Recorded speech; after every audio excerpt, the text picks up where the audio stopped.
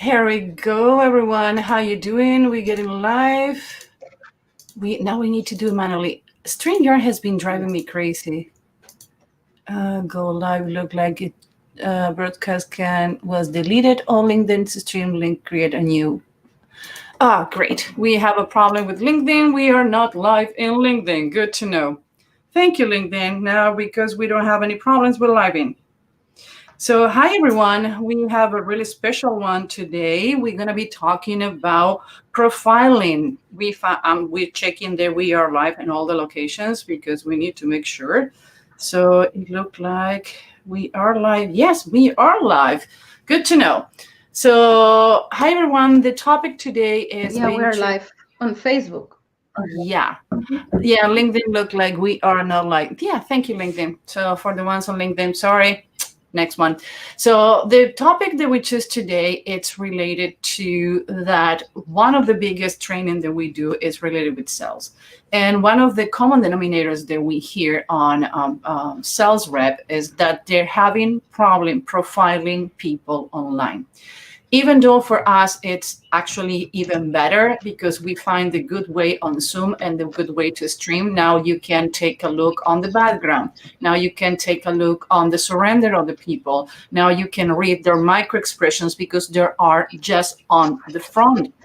But for people who doesn't know or has been mistrained, one of the biggest things that we find out is how many people has been mistrained, and you need to mirror everyone. If you look into the right, to the left, somebody's lying, but without having any context. So the presentation today is to show you how you can profile someone in 90 seconds and note what's going on. And as always, I have my business partner in crime, Elva Oribe, from all the way from South America, our office in Central America. Hi, Elva, how you doing? Did you sleep last night?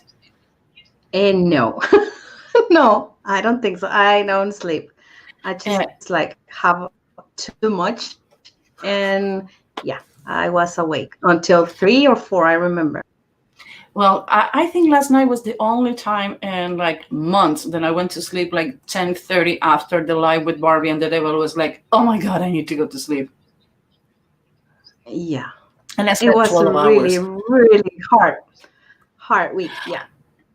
Yeah, had been a long week, and I cannot wait for our 2 weeks vacation. But anyway, even though Human Behavior Lab Consulting is going to be closed to the public from the 21 to the January 4, we are going to still going live. We're going to be talking about, what is the fat guy in the red suit? Santa Claus. Santa Claus. I never remember his name. That's one of the advantages to be Jewish. I guess I don't get it. Anyway, we're going to talk if you are killing your business for lack of profiling prospects. And we have a lovely presentation. Hi, Leah. How you doing? Hello, ladies. So excited. Like we are too. And basically, Elba, most of us, I don't know, but you don't sleep. So we're going to start with the presentation, and let's see if I'm sharing the right one because I tend to mess it up with tech. Okay, we have the right presentation. What a miracle. Yeah. We made it. That's the one. I made it. Okay, so are you killing your business for lack of profiling prospect? Only to be clear, the methodology that we use is the methodology that profilers, hostile negotiation, police, lawyers use to profile their clients and their customers. So this is proven. We have been bulletproof this technique for a long, long time. So trust us on the process. I always says, my madness have a reason. Maybe you don't understand it in the beginning, but I always tell to new people on the team, my madness have a reason, so please follow. Hey, Perry, see you later on the link on the Facebook group. So if you want to inquire about any of the classes or any of the topics that we are talking about, you have our information below.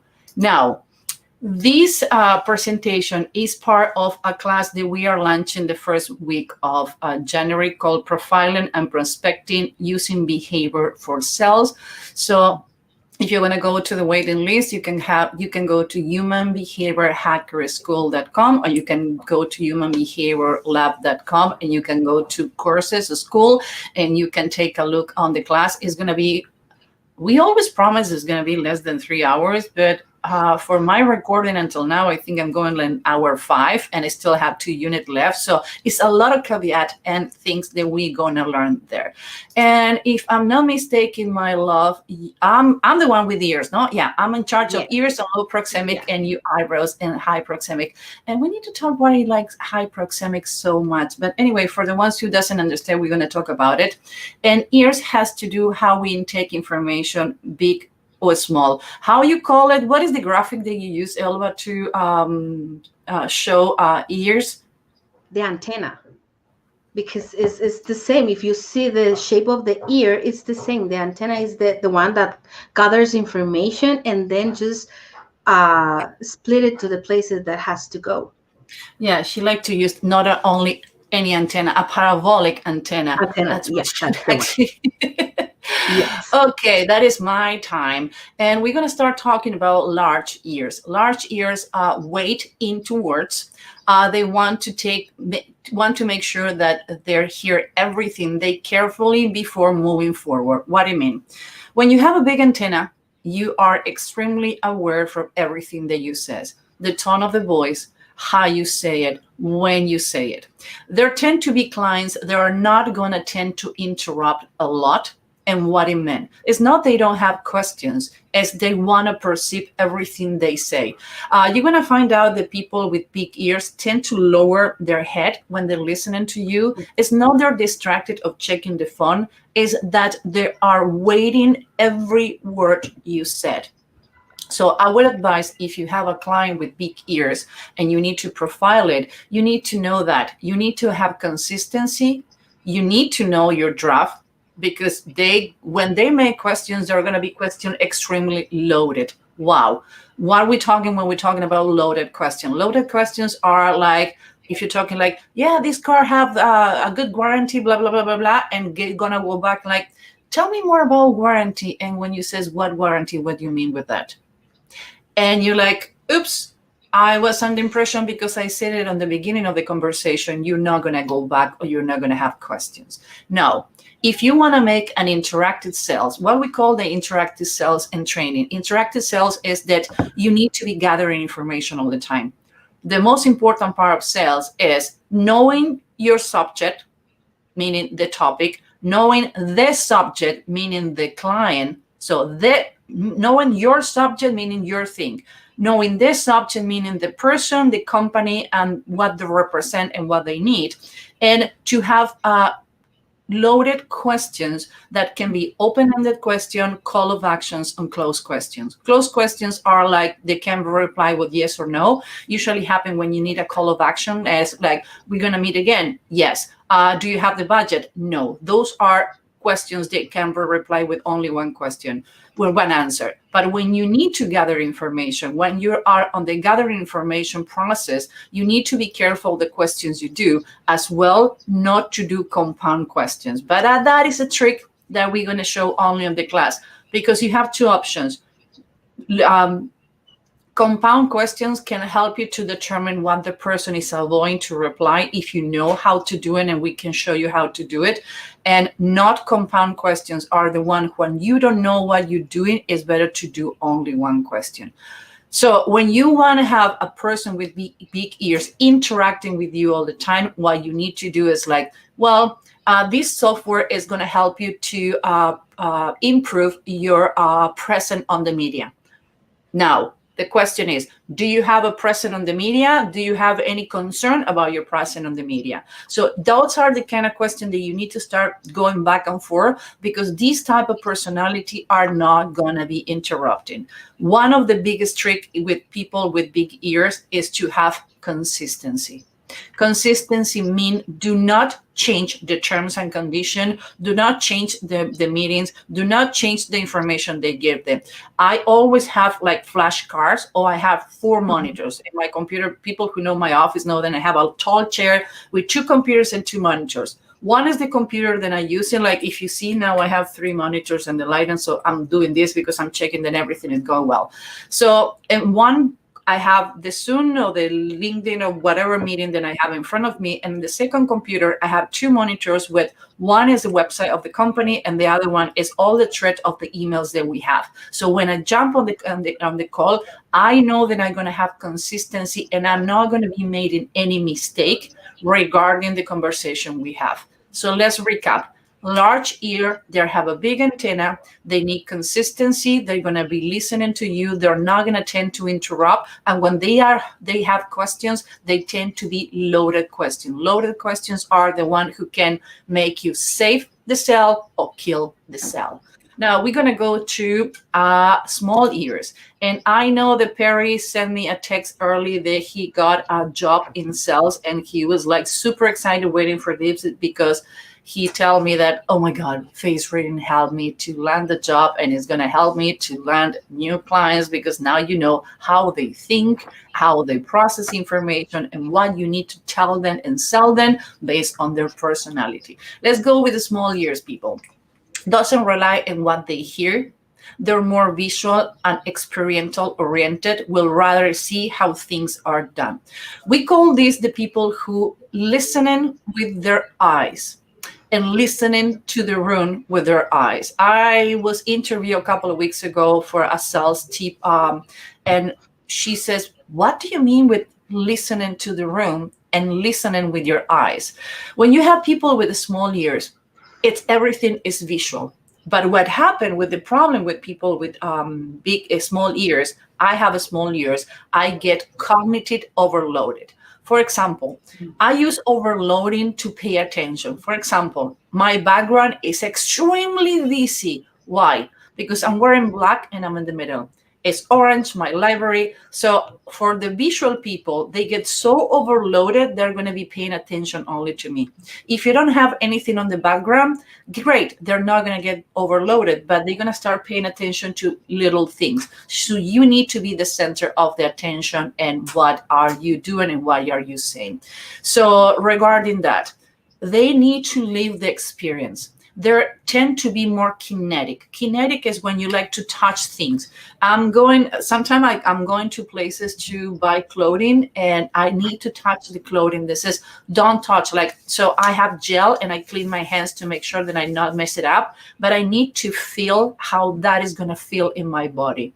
I need to have a test right in everything that we do. It's funny because everybody on the team have a small ears. So when we do a test or in a new product, everybody jump on the meeting, and beside everybody's waiting for me to drive crazy the sales rep when they say like, well, usually, and I saw everybody like wait for it, like, okay, when you says usually, meaning there is another way to do things. How is the other way to do things? So you need to be careful when you say usually, sometimes, well, most of the time.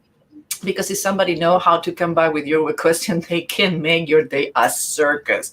I do your day a circus. Actually, I do that on the sales training. I make them everybody give me the pitch, and I take notes. And like I come back to you like, okay, tell me more. And like, are you talking about like, yeah, you mess it up. So okay, we are. I don't know why, really. I don't know why it's driving me crazy. LinkedIn. And Perry says, yes, I owe you a lot of you and your fantastic teaching.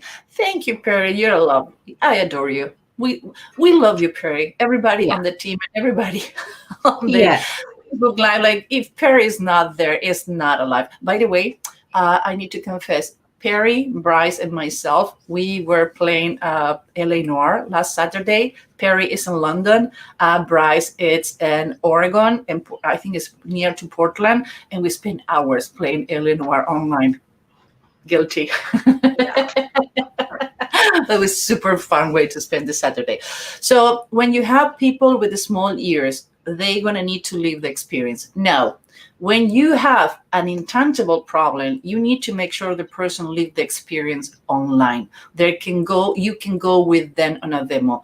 I would advise, if you find that and it's easy, go to LinkedIn, go to the social media, look for the person, and always have a presentation for visual people and presentation for auditory. Now, if you present it on the group, you need to manage the 3 ways to learning process on people. Even though 85% of the learning process happen when you talking and you showing things, only 65% of the people is visual. What it mean?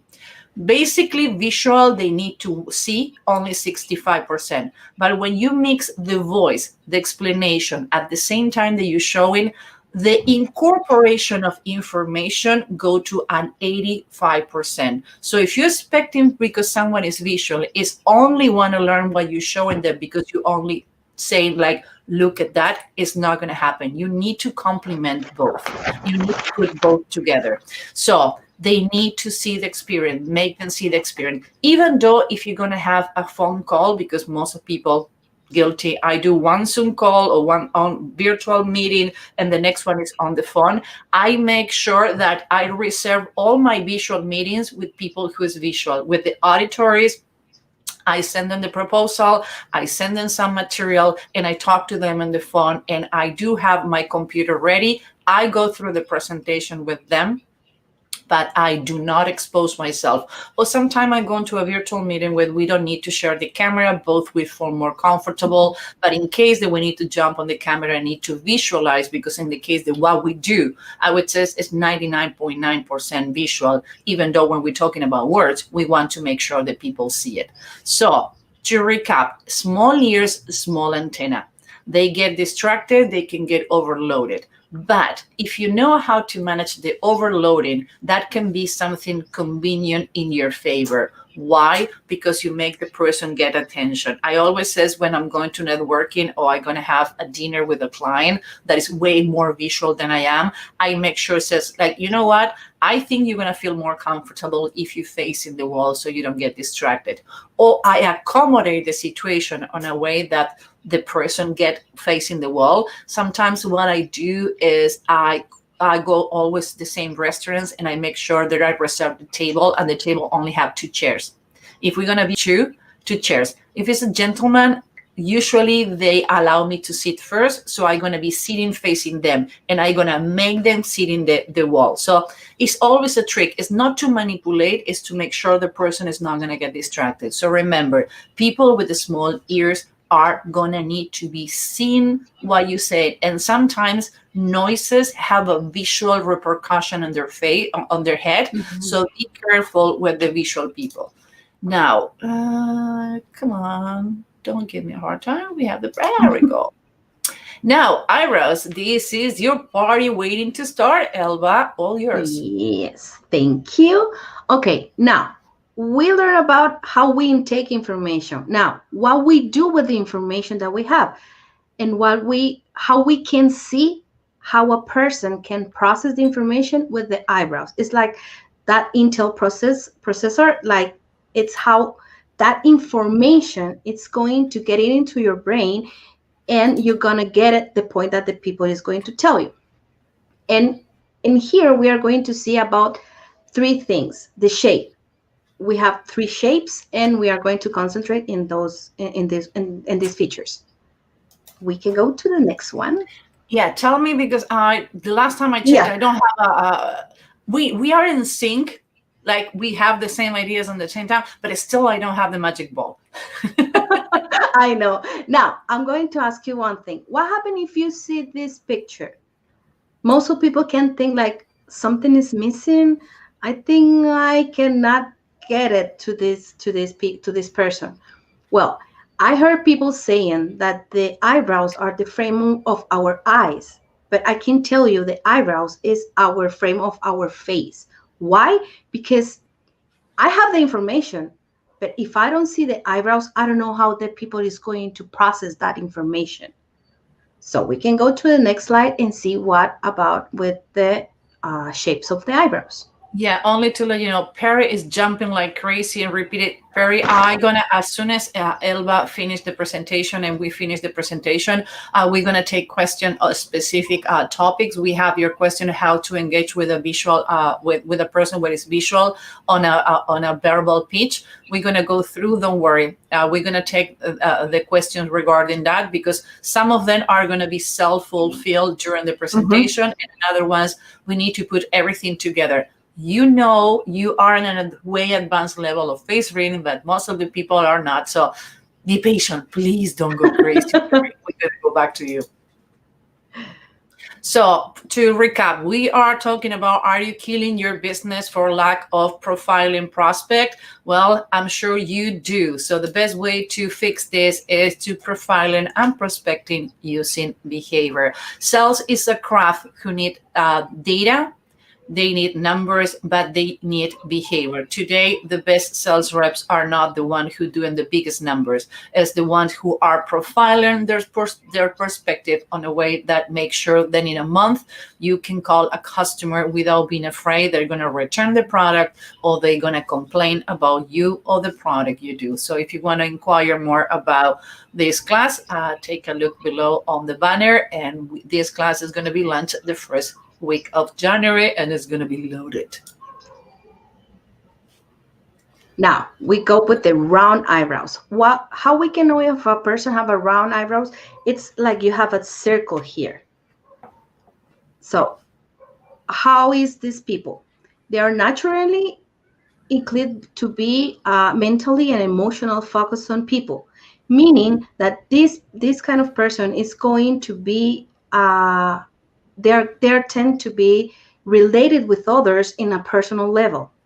General, they takes others' needs and feelings in account. They're always going to think first and how you feel about something instead of how that is going to make you be better in the work that you're doing. Prefers real work samples. This kind of person, they need, Takes others' if you're needs and if you're going to tell them, they are going to sell them, they need those examples, those experience. So for example, you are selling a vacation, a hotel vacation, and how you are going to sell a person with round or curved eyebrows this hotel? Well, first of all, you have to tell them the story. It's, for example, they are a group of girls that want to have fun and have vacation. You can say it's like, you know what, we have a lot of groups like you, and one time I remember that we have a group here, and they have a lot of fun. We have a lot of activities to do. Here we have, for example, you can. For example, in the restaurant, you can have this and those meals and things like that. Tell them the story that they want to hear, because they need to imagine. And even though you have to give them a experience. For example, you know what, this area of the hotel, you can, in these rooms, you can see an amazing sunset. Why? Because once a guest told me that they have been here in a few hotels around here, but he never saw that sunset that he saw through this room. So tell them the experience, tell them the story. Now, what happened with the straight eyebrows is the next slide. That's a yeah. My big apologies. I have people going crazy in LinkedIn and sending me message. So I'm posting the link for people in LinkedIn so they can follow the presentation. Anyway, we're gonna redo and send this later. Okay. Now, what happened with the straight eyebrows? How do you know if a straight eyebrow? It's a line. It's just a line. What happened with these people? They have logical approach, they need facts and data, and they need bullet point. Now, how we can, if we go back to the same example, to the hotel vacation, how you can sell a person with straight eyebrows this hotel? Well, you have to have like all the things. Okay, this are the rooms, this are the places that you can go inside the hotel, this is the places that you can go outside the hotel, this is the price. So just go to the point. Just don't tell the story. Why? Because you're going to lose them. They don't need the story, they don't just need the facts. Here's the restaurant, here's the pool, here's you are near from the beach, for example. Just give the facts. Don't go around, because they don't want that. They just want to know what they're going to have. Now, this is the last one, and I think for me, it's the ones that they really do the homework. Why? Because this is the angled eyebrows. It's like you have a triangle in your eyebrows. So what happened with these people? They are carefully when they are evaluating things, make feel they're in control. And you have to be prepared with saying you are right about X and Y.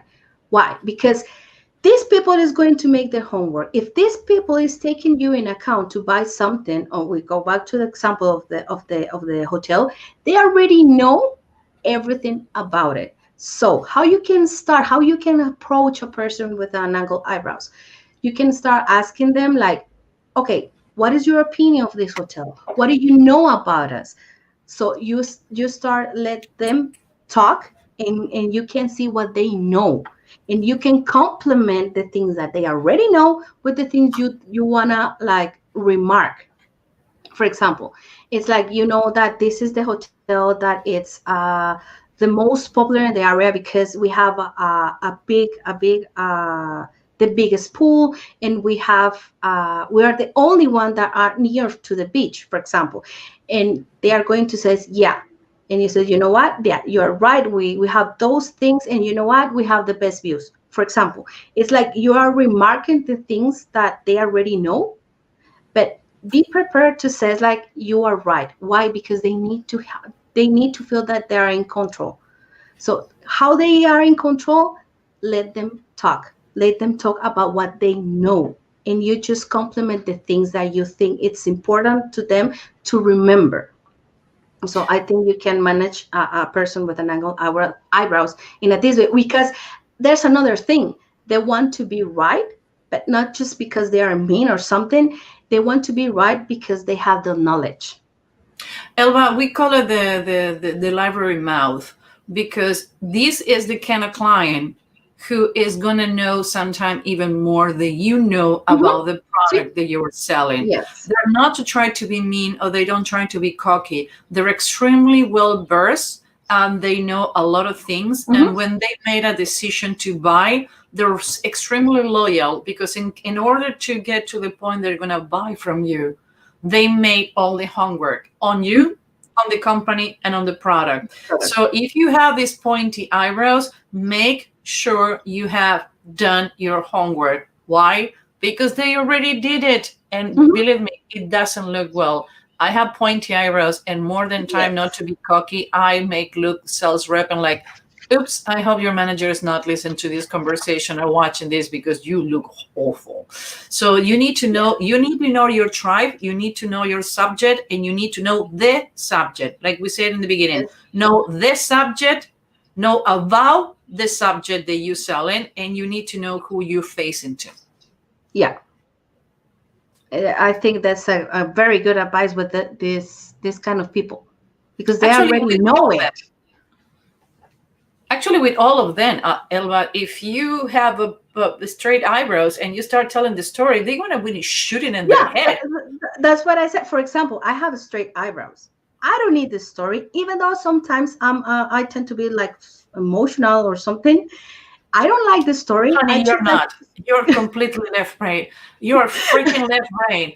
People, yeah. because you have round face, you think that you're emotional, and you're gonna be succumbing on the story about like, oh, I break my finger so I cannot work. Like, I don't care. I broke my hand and I was working anyway. So like, I don't care the story. You didn't do your job. Okay, move on. I'm sorry Mhm. for you. Take your time, but when you come back, get the shit done. And you know why? Because when you have straight eyebrows, you don't go with the emotions. You just go with the facts. It's like I don't put my emotions to make a decision. I just go with the facts. If you want to sell me something, don't go in that point, because you don't have to say me like, oh, you know what, we have a lot of things here, this product is going to be like super super good for you. And no, I don't need that. Why? Because I need just, it's going to help me. Okay, with what is going to help me? It's like, just give me bullet points. So And the people with the round eyebrows, they need a story. That's how they can feel. They can feel that they are living the experience.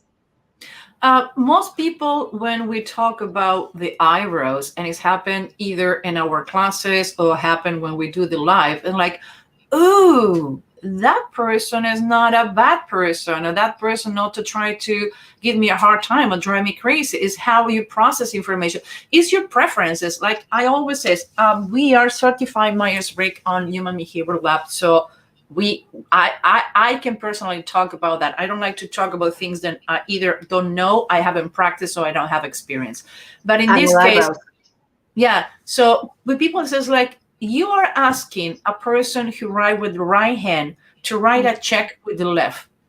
It's not only uncomfortable, it's unnatural. You're gonna get the stress response out. The person is gonna get pissed off, and it's not gonna work because you're trying to fit a triangle and in a square. It's not gonna happen. So don't force it. Elba, what is another thing they always says? What is the golden rule and what is the platinum rule? I'm sorry if I call you on. Don't worry. It's like, it's not the way that you understand things. It's the way that the people is going to get things. So it's not the way that it's not how I can tell you about something. It's how you are going to understand it. It's not about me talking. It's about you understanding. Yeah. So get your subject, know your subject. You lose more cells for not knowing the subject and your subject than the product is. Like, yeah. What do you think Coca-Cola is still doing so much market research, and they do so much advertisement, and they pay so much money trying to figure out what the clients want and they need? Because it's a difference between need and wants. But this is a trigger for our class. So right to the next one. Yeah. Anything else you want to add about eyebrows? No, I the only thing that I can just make sure that you can get, it's the eyebrows, it's the process, is how you process information. So it, instead that you hear the information, even though you are visual or you are auditory, it's how you get that information into your brain. So be careful of that. We have a funny comment from Perry, like always. It says, when you was oh my God, you're killing me. Yeah, actually, Elva, I think was the first or the second time that we did a live with Joseph Maguire talking about the candidates and face reading. She was so excited to do it that she was running to her office and the studio, and you bumped the right or the left hand. I don't remember. It was this one. It's the left one. The left one, yeah. Yeah, you bumped the left hand to the door or the wall. You tell us what happened. It's like I was like, oh my God, it's hurt. But I had the live, and I said, okay, let's think about that next time. And I started the live, and I did the live and everything. And after a while, we finished, and I was like, something is hurting me. And I was like, oh my God, this is hurting. She was like, adrenaline. And I was like, okay, this is hurting too much. And my husband says, like, you know what? We're going to the hospital just to check if it's nothing wrong with your arm. And I says, okay, let's go. And I called Susan and says, you know what? I'm in the hospital. It was at 6 o'clock, something like that. And she was, what happened? I just hurt my arm. But I didn't feel it because I was so like excited to do it. And I didn't feel it.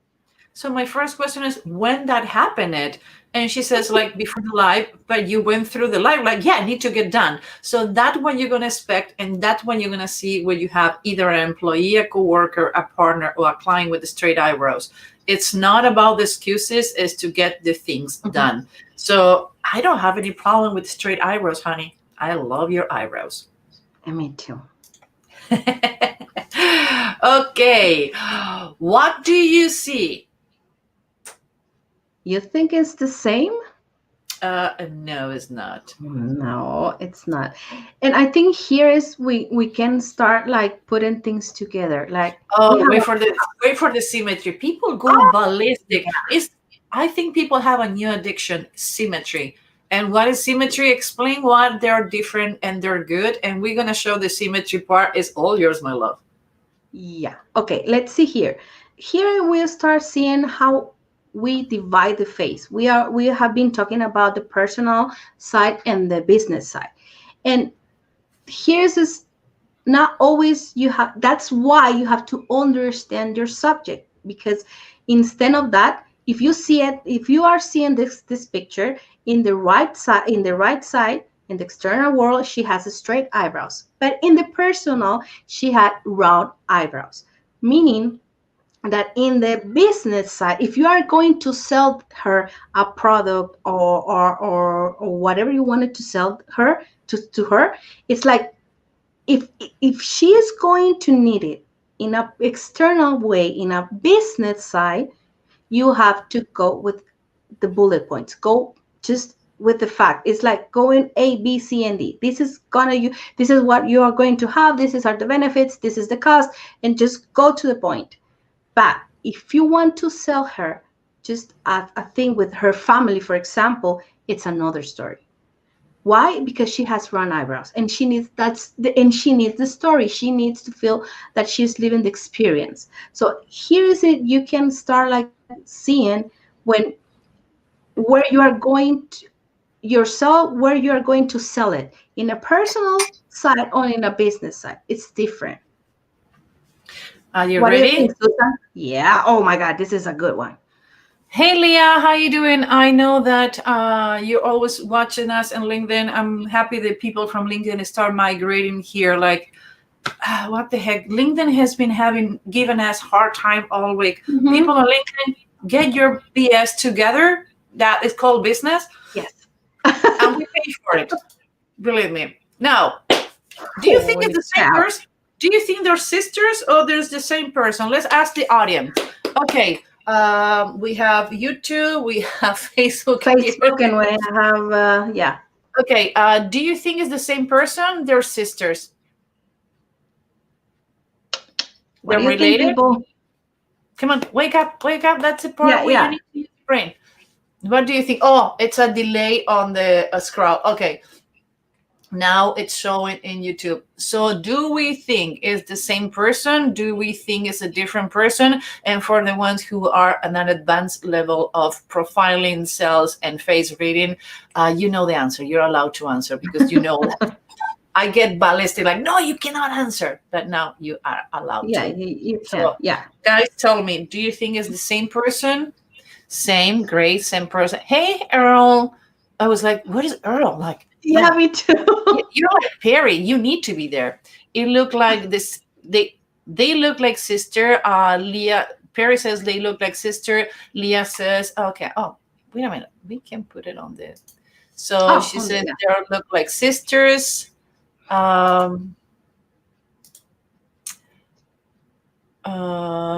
are okay. Let's look here. Okay. Leah says the same. Earl says the same. Yeah, that happened when you have all your students here. Yeah. Earl says duplicated their face side. Like, you need to give it away. You really need to give it away. I'm gonna pull your ears this time. So what happened with this image, Elba? What we did? We separate each side. Now now when we have this, we can see what we were talking about in the last slide, how different we are,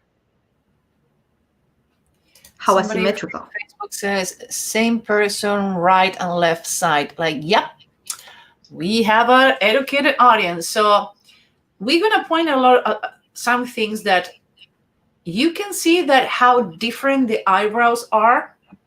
So this person have a compartmentalized differences between her personal life and the business side. So when you need to be talking to this person to the business side, what happened, Elba? We have two left on the left and we have two right on the right. So I don't confuse anyone. Yeah. Okay. If you have to talk to a person with this face, First of all, okay, she has a small ears. If you can see it, she has a straight eyebrows. Even though you have to go to, okay, you have to show her, but instead to show her, you have to go to the point. Just not go around because she is not going to pay attention.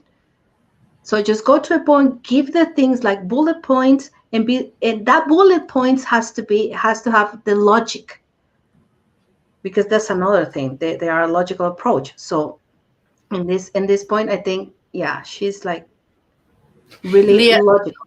Leah says, you taught us well. Like, no, we have really amazing students, because you can be I think teaching the and same. bark into the air for days. Believe me, I have classes where I want to slap people. It's too bad it's illegal, but you Yeah, should be allowed to slap people on the neck, like, get the things done. I told you about it. Like, yeah, we have amazing students. So you need to know this subject and about the subject. And again, I'm not going to get tired, stress that out. You need to know who you have in front of you, because you can have the best product on the world, but if you don't sell it on the way that person need to receive it, I don't care how, even her hair is different it's on the left different. to right. So You see the forehead? yeah, so yeah, she have a different forehead. For the ones who Mm-hmm. are not, who doesn't have a trained eye, let's start pointed. Okay, different hair, different ears, different forehead, different eyebrows. Tell me about the eyelids, the eye, the nose, the lip, the chin. Like, oh my God, it's a different It's person. different. The Tell me cheeks, what else you find different. Eye, the stop, cheeks. and eyebrows. I What think else? the cheeks. How do you call this? I always forget the Oh, the jaw. pouches, the jaw, the pouches. Yeah, That's different too. even Yeah, it's the roundness the of the roundest. face. She have more energy on her personal life, on Than her in the personal side. When she need to go to work, she get drawn really fast about energy. But when she need to talk about her personal thing, like going to the hair salon, organizing the house, she's gonna have all this energy. But that can happen when a person is not being fulfilled on her business side. So she does what she need to do, and she need to take breaks. But so if you have a person like this, you need to have meetings, I would say, in the middle of the morning or the first meeting after a break, because this person is not going to be paying too much attention to you. So those Yeah. are the things that you can learn about your client just by a picture on LinkedIn. Yeah. We call it the fun time. And by the way, we do this for fun too, not only Yes. for work. And Anything the else way you that want we get fun. You see the mouth? How the to? mouth is so Yeah. different. The lips, the mouth, the length of the mouth. Oh my God. Yeah. Yeah. The She's look nose. like, Yes. only to clarify, we are legally bound in this, and I don't have any problem to go for it. We do not modify the pictures. We have an app that we design for our internal use, where they divide the nose on the same point on the tip of the nose. And what we do is we duplicate the faces. So this is not Photoshop. This is not No. altered in any way. That is how a person looks. So the next time you watch a person and do you think that the person look like nothing has been done, I'm going to do something. We're going to go back to the presentation before. You see this person? This I think person, the most thing that people can see in this picture, and I think it's the thing that they going to get the attention, is the eyebrows. But when you separate the sides, you can see it's a different thing. I would say one of the things that strike me the most is the eyebrows, the eyelids. Mhm. The eyelids, Whoa, yeah. those eyelids! Holy cow! The chin and the lips. Me too. Those are the things that are flipping me out. And you see that in her business side, she has the access hair. She Yeah, doesn't have it in the business, in the personal one. no, She started developing the access hair on the business side, but she haven't go there yet. Mhm. So that would happen when you have the magic tool of brain face reading profiling. So we're going to talk about proxemic and other part when Elba and I we're going to divide it. Edward Hall on the 50s, 40s and 50s talk about that. What is proxemic? Proxemic is the difference between you and another person, but it's another proxemic who has to do with emotional proxemic. There are people that like to be touched. People like to touch other people who wanted to be really friendly, really fast, and people who put more distance. And you suddenly leave a meeting, say like, this meeting is done, nothing happened, and the customer or the person come back to you a couple of days later saying like, you know what, we love the presentation, we're going to go for a land. And you says like, what the heck, was under the impression the person hate me. Like, no, they didn't hate you, they have an emotional proxemic. We have hey Anne, we miss you, girl. The ears look different. Yeah, there were different. Anne is talking about the picture before, and we still have comments. I know the part where people go ballistic is when we start talking about symmetry. Symmetry, yeah. We know that we keep the audience when we talk about symmetry. So Earl says chin, eyelids, eye side, nose, mouth side different. Like, yeah, I have a 13-inch computer like really far away, so I need to do these. So give me a new pair of glasses. Yeah. I need to go to the optometrist, but nobody's open right now, so I need to deal with the ones I have before I change my bifocal. I'm on the age of bifocal. That is really legal. Yeah, you're legally old when you need to do bifocal. Yeah. So we have a proxemic that has to do with emotional proxemic and the way you need to be hands friendly. Sometimes what happened with extroverts, sales rep, they're coming to you in your face. And we need to understand that 60% of the population is either introvert or ambivert, meaning they can accommodate, but if you come in too strong on them, they're going to recap. Daniel Pink says that extroversion is like to having a superpower. Ambiversion is to like having a superpower. Why? Because you can accommodate. Actually, the best lawyers and sales rep and managers are ambiverts because they can jump all the time. And we have people. You see, Perry, you're a celebrity. People jump and says, "Hey, Perry, dude, you are a celebrity." Hey, Christy, yeah, Christy too. Perry says, "Hey, yeah, we have a Thai community. We know each other too much, too well, but it's fun." Yeah. Okay, now let's recap for the ones who just jump on the live. Then I see a lot of new faces coming up on the live.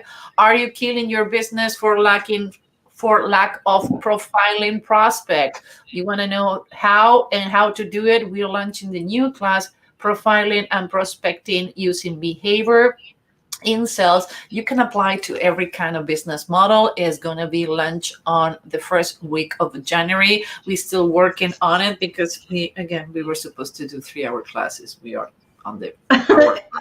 I think it's not going to happen. No, it's not going to happen. I don't know what I keep dreaming. Anyway, so this is what we talk about proxemic physically, to understand what we talk proxemic. And like when somebody's talking, like, have you ever gone to a meeting and you have people who's like really talking to each other, or suddenly they touch in a certain way, you know there's something going on? Or for example, in my case, it's happened to me. I'm part Italian, so every time that I go to Italy to meeting with my family, I do this. Like I physically put a hold, or I grab something, like I do this, so they don't come to my space because they're like touchy.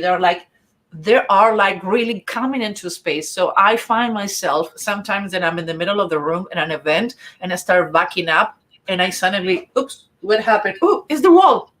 So because I don't like people in my space, do not get in my space because seriously, I'm going to punch you.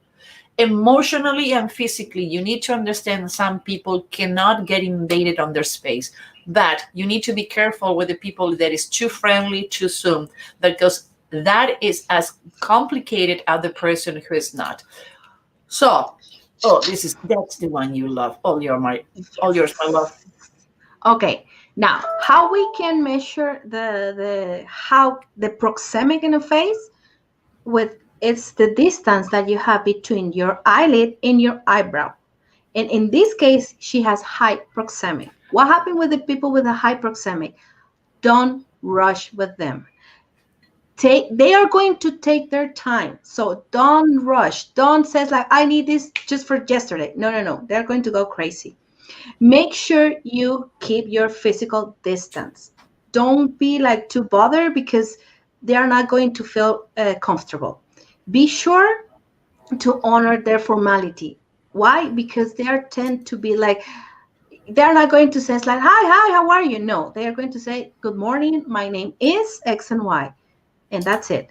And here's the thing that Susan is saying: don't mistake the coldness as disinterest. Why?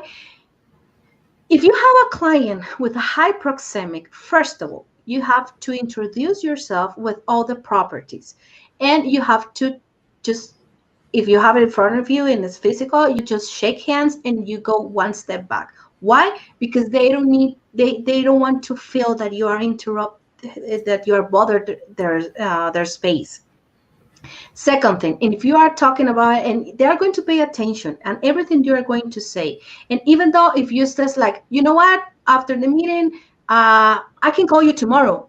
Don't go with that. Why? Because they are going to feel that you are rushing. So what you have to do is like, okay, we have all the information. You have any more questions?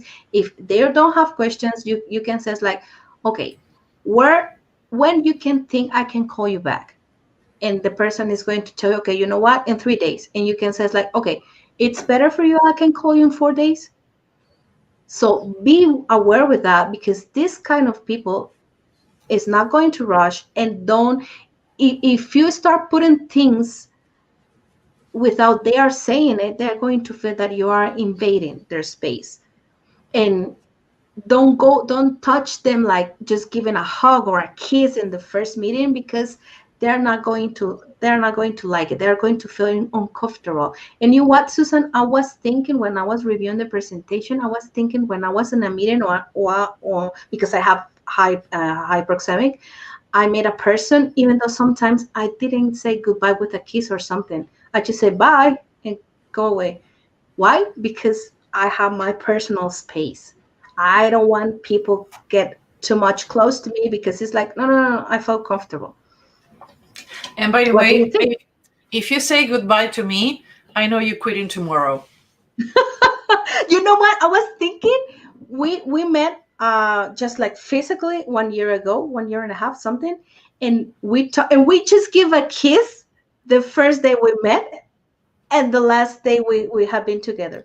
We That's actually it. hug each Oh, other like, oh, God, yeah. I'm going to miss you. Stay longer. Yeah, and we never do like some physical things like hugging or something. We just do it in the first day we met and the last day we were together. It's like, Yeah. yeah, that's how a person with a high proximity is. They They don't need to be in touch to let you know that they agree with you. No, and one of the thing is people with hyperoxemic doesn't need to uh, show in or receive demonstration by touching. I Mhm. have a friend that is watching this video, and we went from dinner last Sunday, and I don't know what reason. I'm so sorry. Like, do not touch me. Do not touch me. I'm gonna punch you. And he was like, well, normal women were like, I'm not normal. I do not freaking touch me. I'm gonna punch you if you touch me again. But it wasn't Mhm. anything inappropriate. It was like, I don't remember what we was talking. I says, I'm so sorry. He put the hand on my leg, on my shoulder. I don't remember. Like, I look at her like, do not touch me. I was driving. But yeah, it's the way we are. So do not get misled because somebody doesn't want to be touched, or they don't want it's not too friendly. People think that I'm super friendly. Like, no, you deserve the best of me when I'm in front of the camera. And the camera go off, I'm like, I come out this grumpy old woman, a grumpy old woman, like, "Ah, I don't like people." And it's the way it is, but you don't need to take it personal. But so if Mm-mm. you know that person is going to have hyperxemic, at least you know what is expecting to. So anything else you want to add to? Like this, like the thing that you said, don't take things personal. Just take things as the way people are, because it's nothing with you. It's something with them. It's the It's not way about them you. it is. Uh-huh. Yeah. It's not about you. You need to understand that most people take Yes. this too near to the heart. Like, dude, don't do that. No, Don't. no. You're doing Mm-mm. a mistake. This is my part. Okay. These are the most complicated, Yes. friendly, and the one you need to be paying attention and take care. Why? There's nothing wrong with them. I Mm-mm. have a lot of friends, and we have somebody on the team who have this proxemic, and it's okay. But the point is, sometimes they come in too strong, too hard. They tend to be more extroverted, and it just happened that only one person on the team have an IF on the Myers-Briggs. All the other one are I as an introvert. We are sensing, so we're gonna go watch the tree. We're not gonna watch the forest, and all high T's, like thinking, thinking, thinking. We mix on the judging and perceiving, thank God, because if it's not, we would be running like chicken without head. But nobody's extrovert. We have one extrovert where it's the same person, they have the feeling. You know who I'm talking to. You're the new one on the team. You're high in feelings and high in extroversion. And it's funny because it's the most emotional, and we are emotional too, but we show it in a different way. And it's been a trip to see the new member of the team going through our meetings, because it's like super emotional, like, okay, slow down, dude, slow down, we gotta get there. That is the way they express. Mm-hmm. But the people who have low proxemic, they're really affectionate. They want to go there. They tend to interrupt more. Oh, by the way, dude, you don't have that feature. You're only emotional and extrovert. So don't make a person with low iris wait. They will go crazy.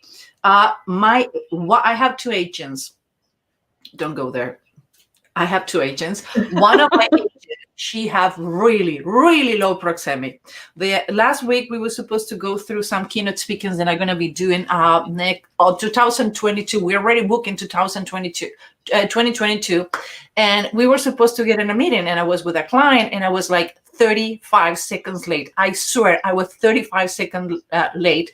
I had two emails, one text message, and one phone call on my personal cell phone and on the office cell phone. And I Oh, pick up, so like, dude, it's 35 seconds. I'm logging on the Zoom. Like, you're late.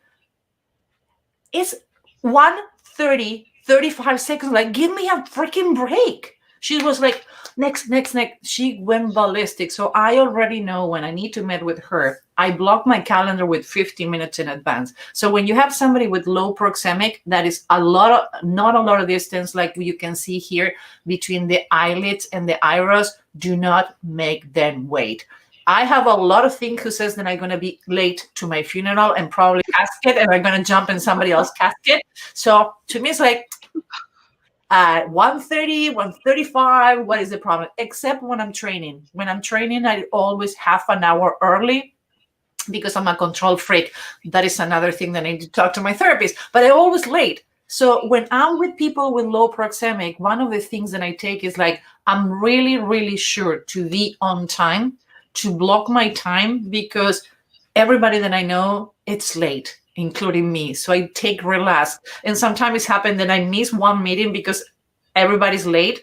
But if you're going to talk with a client like this, beside the funny part, do not make them wait. They're going to go ballistic. Be less formal. They're not going to start emails, well, dear Susan, hey Susan, how you doing? So always reply the same way that people write to you. But that is another thing that we have a complete unit on the class, sales profiling for sales, that how to reply emails based on the ways the other people communicate. But these kind of personality are going to be less formal. They're going to jump to a friendly stage. So follow through. It's not about you, it's about the other person. So you need to adapt. Do not give them any reason to feel as if you're questioning or judging them because maybe they're too friendly. One of the things that I personally needed to learn is to not to be aggressive when somebody comes to my space. Like, dude, step out. It's my personal yeah. space.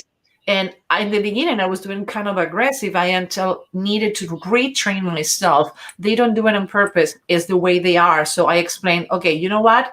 You see your proxemic, you see mine is different. So I have a way to interact with others that is different. So don't take it personally.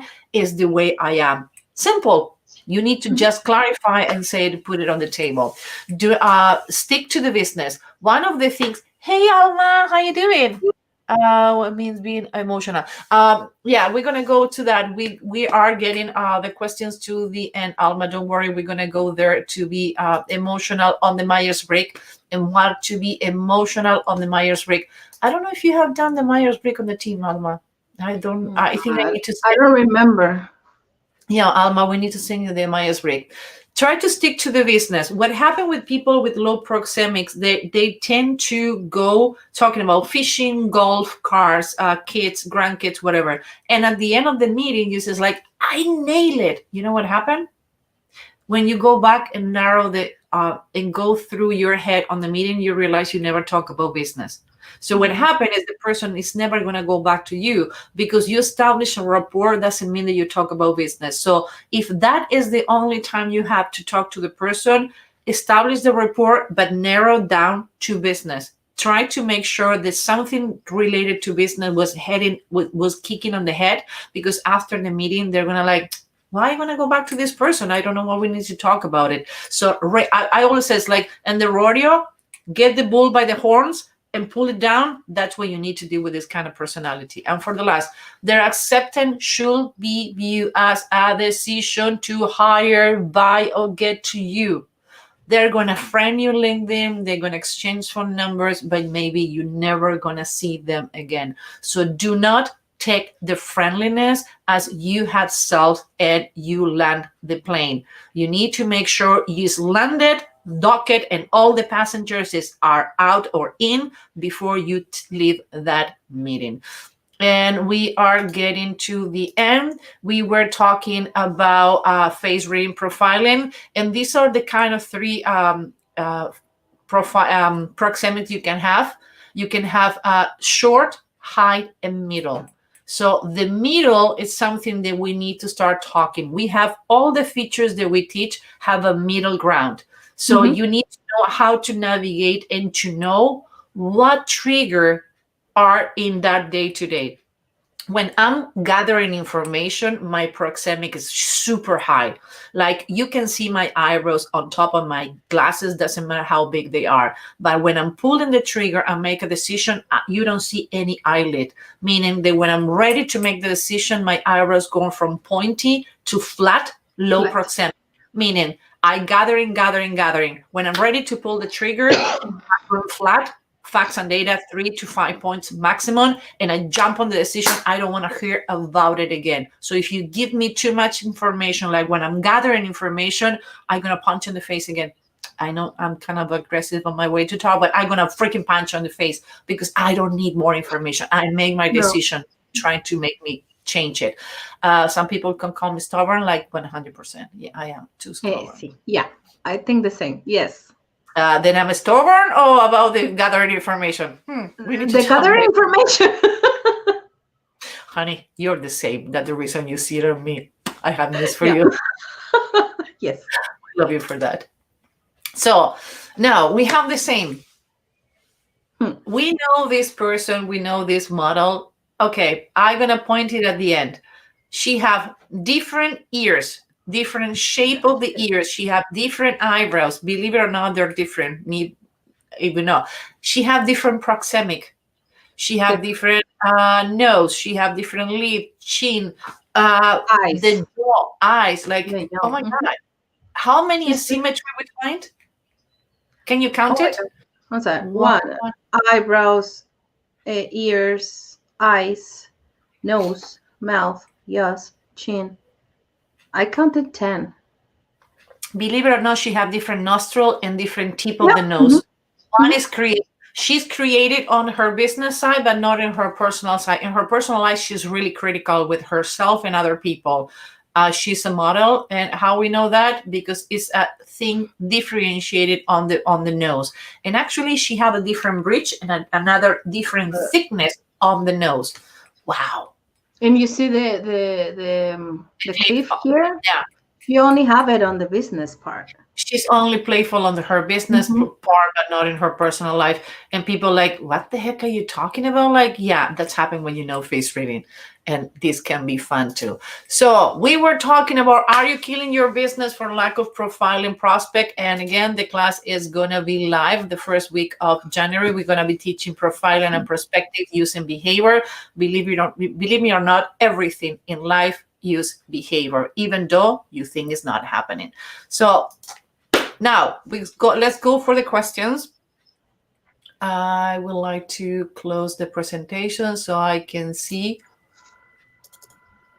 Here we go. Now we see us. Oh my God. Okay.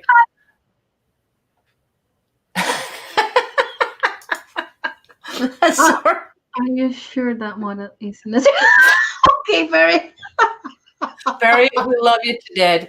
Okay, we have on the profiler task force in some of my classes, I've been showing that when a person have too many asymmetries on the face, they tend to have a volatile personality. And we have been doing a study that, okay, I know it's gonna sound weird and I'm gonna regret saying that, but for hobby, you can see all my serial killers books on the top. Oh my God. Elle and I were going through serial killers, psychopath, narcissists, and we study their faces to the trend patterns. And we're doing research for a long time because sometimes we get approached by the police or certain agencies because they need a profile, a personality, or psychologists need to do a personality. And we have certain things like symmetry can be a determinant on the volatile personalities. Actually, we are not the only ones. The University of Edinburgh has been done a study, and Ramsey and another people, and they found that when they have a volatile personality or they're trying to be more unstable, that one day they're good, the next day are going to actually not the next day, in 5 minutes they're going to be blowing the shit out, has to do with the person, the asymmetries on the face. So I would say that, yeah, Perry, no, we don't know at least. We should take the backyard. Maybe we should check the backyard. Okay. Can you suggest any elicitation technique to use for people with angled eyebrows? You was talking about eyebrows, Elba. You want to talk about it? You want me to talk about it? And by the way, nobody tell me anything about my new studio. I love it. I have all my comfort things around. It's really good. And you know what? I love the skulls. Better warm GT. I lost Leah. Sorry. Do you understand? Better warm. Maybe you're talking about my new studio. I think so. Okay, so you want to talk about elicitation? Elicitation would it be in case because Elba is not from here; is in South America. Elicitation is the kind of questions that you need to do to require or acquire information about the subject that you have in front of us. We call it subject because we coming from a military and force training. You call it person, we call it subject. Why? Because we take any animosity and personal feelings to the person that we analyzing, so that way you can be more objective and not having bias. Perry says, I love your study. Thank you. Yeah, it's great.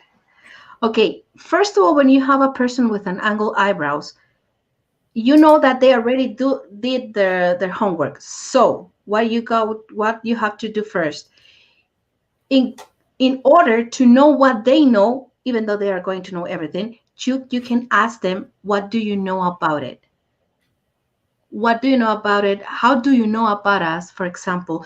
And you have to let them talk first, and you can see how much information they have, because it's for sure they are going to have all the information of the product, of the things that you are selling.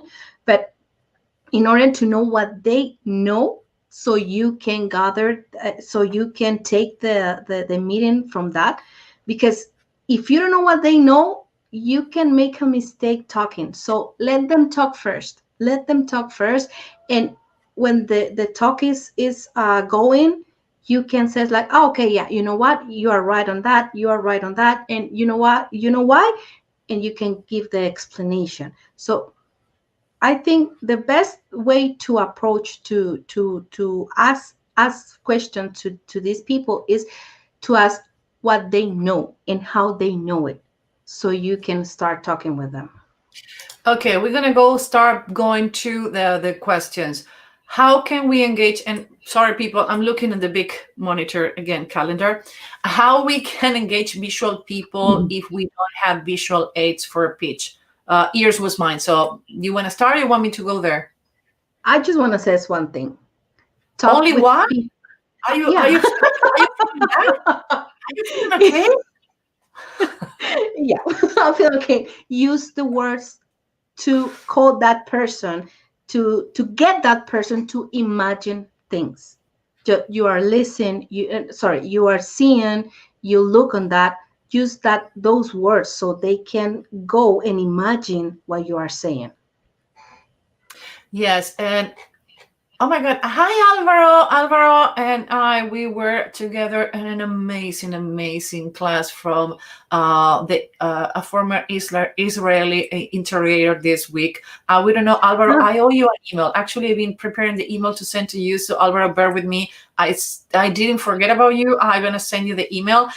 Between the class with Aminan and getting my job done, it's been crazy. We took a class from Monday to Thursday, 8 a.m. to 4 p.m. So yeah, I still taking classes. It's my number 17 of this class, and I still enjoy so freaking much.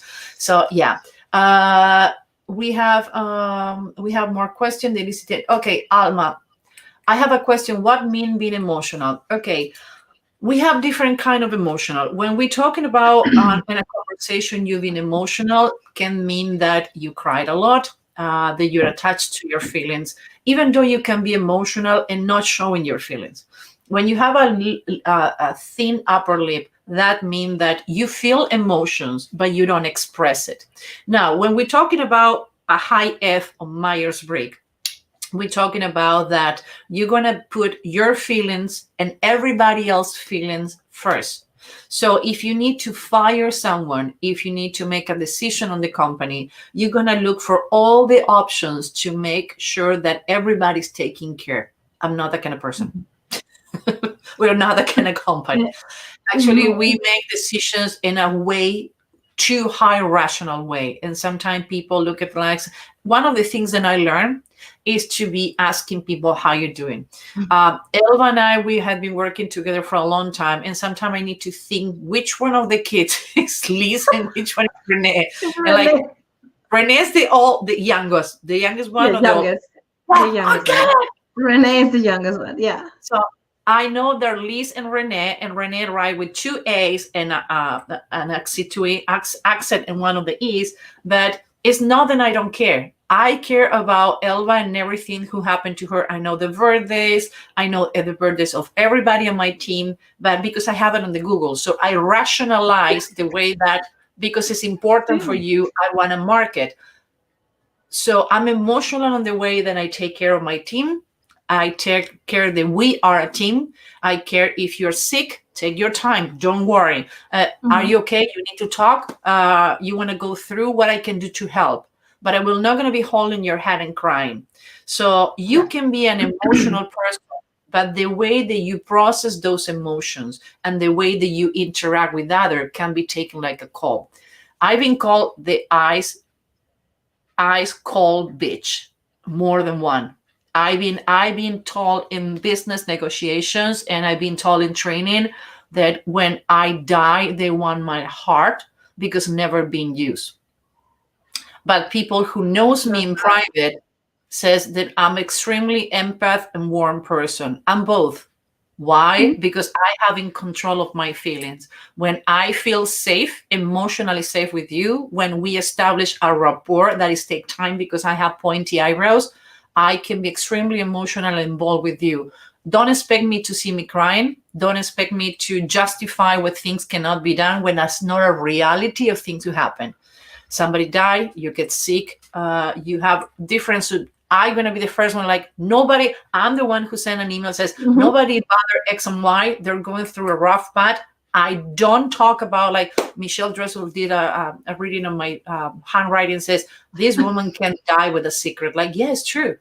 Not my story to tell. I die with a secret. I know everything about everybody on the team. Everybody knows about me and my personal life. We never use our personal life against anyone on the team. Why? Because emotions are for after the team and the business is done.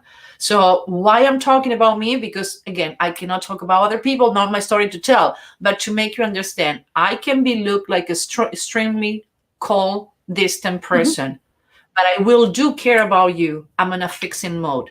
So the fixers who go on the empath fixing, like, oh, tell me what I can do for you. Oh, you should do like I have a therapist. Do you need money? Like, no, dude, just shut up. I want to cry and vent. Like, oops, I'm not that kind of empath. Now, a Mhm. person who have a high F on their Myers Briggs or they're more emotional, they're gonna be more concerned about holding your hand when you're crying and in consideration that way. Now, both are dangers because one is always on the fixing mode. The other one can get depressed with you. So it's nothing wrong or good to be more F on the Myers Briggs or more emotional. Is how much you control those emotions Mhm. and those emotion doesn't disturb or get on the way. Okay. Alvaro says, I guess he's talking about the other one. Do you read personal or business side depending on B2B and B2C sales? Well, B2B for the one, if nobody know, B2B is business to business, business to customer.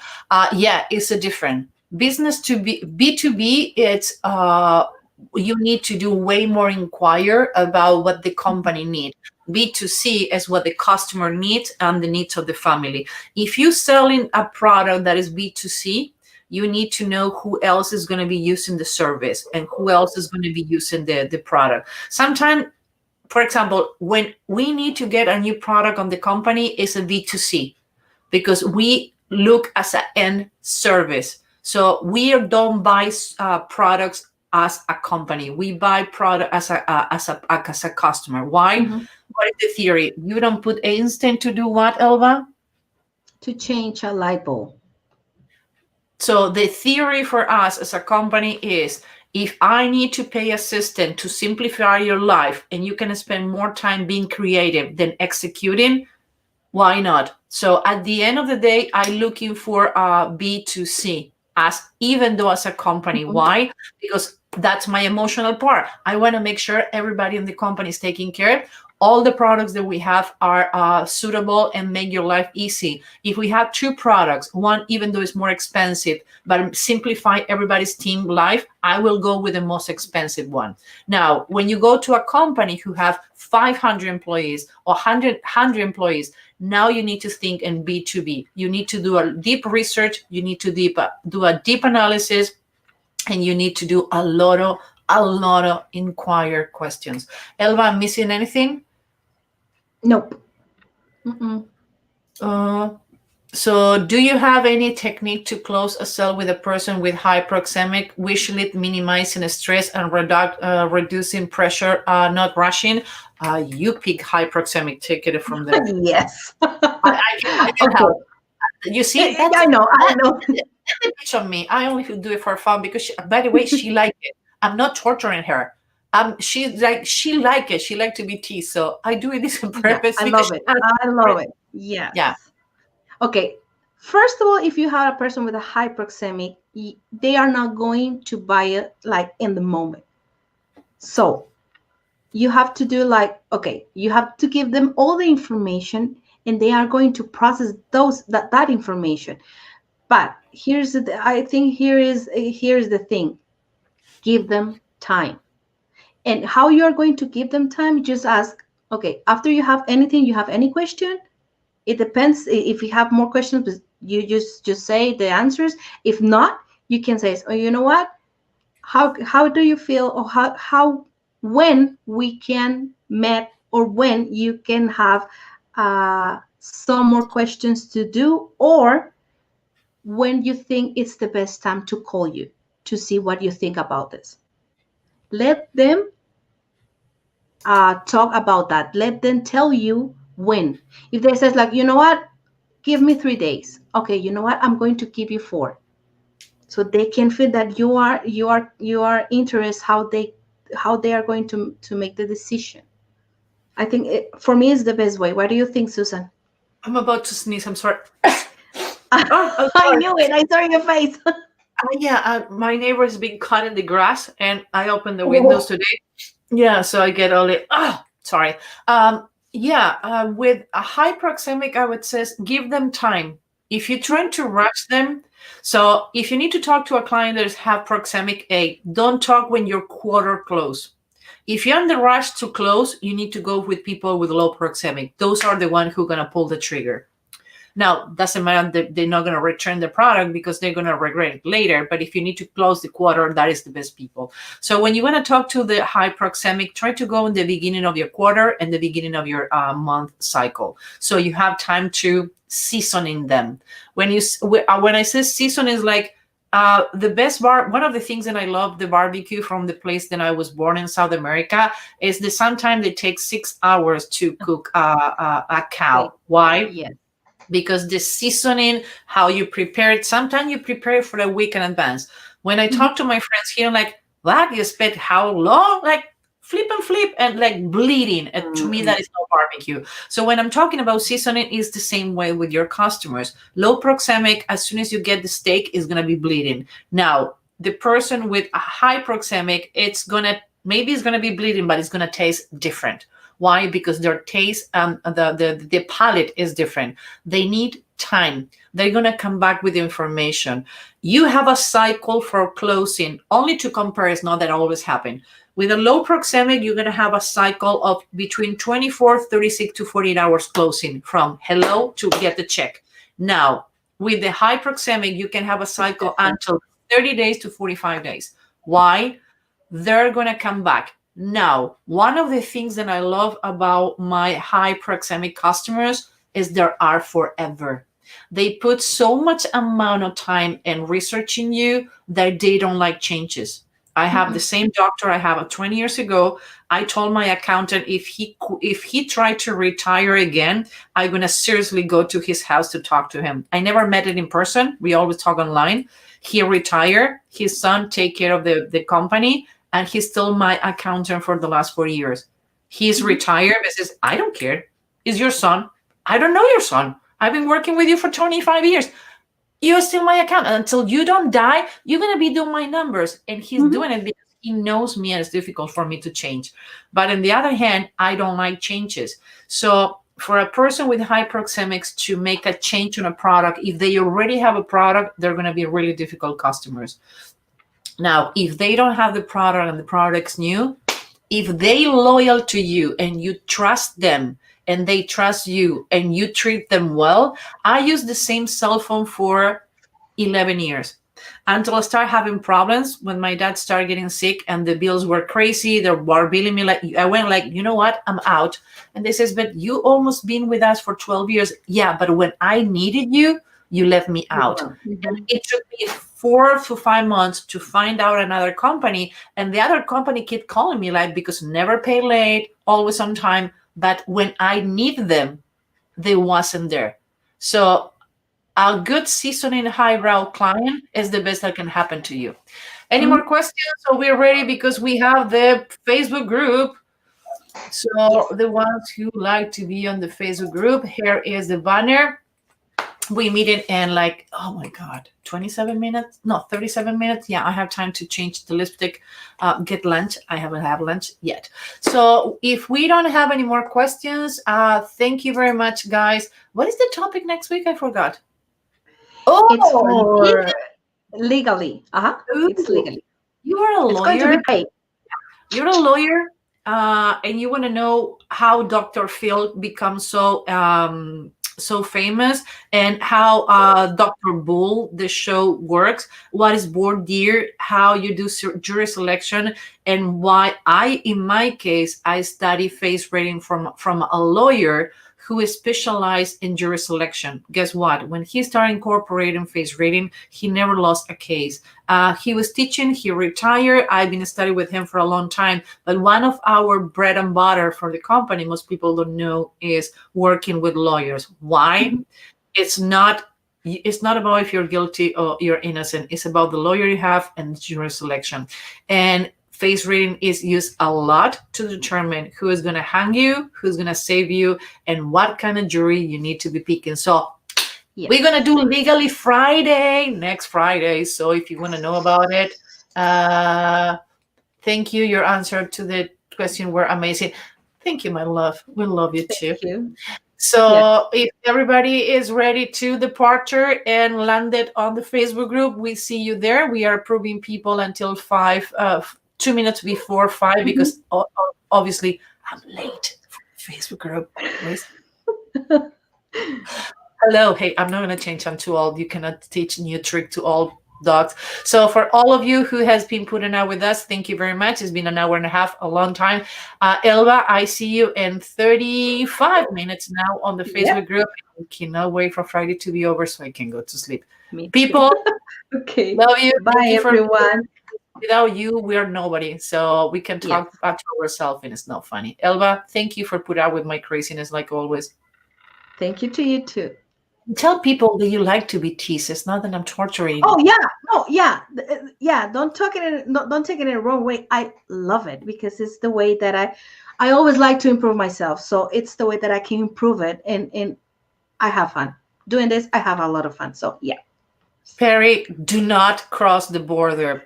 For the ones who doesn't know, we have a new show called Guardian the Devil on Thursday that we don't promote in LinkedIn because it's not for professional purpose, but we have a lot of fun. And the co-host, the lovely Erin Ramsey, she is teasing me that I need to watch Legally Blonde. Guess what? Perry sent me the Broadway show. Like, dude, what is wrong with you? Yeah, to watch the Broadway. You see, I'm pacifying my ears. Like, Yeah. it's not going to happen. But you know what? You're right. The name coming from the fun that legal. I don't even know how to name it. Like Legally legally blonde. blonde. So we're gonna do Legally Friday. So people, see you next week. Perry, don't See overdo you. it. Bye. Bye.